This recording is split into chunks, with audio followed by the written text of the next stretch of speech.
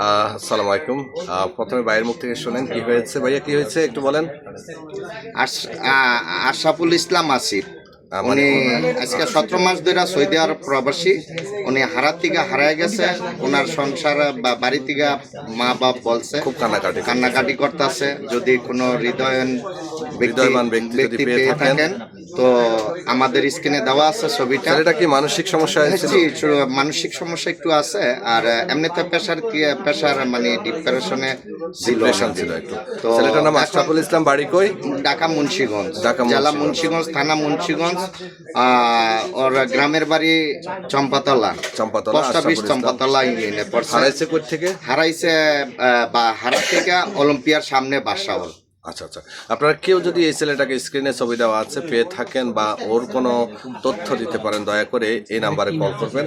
আসলে বাবা মা তো বুঝেন কতটা কান্না করে সন্তান যদি হারিয়ে যায়, অসুস্থ থাকে।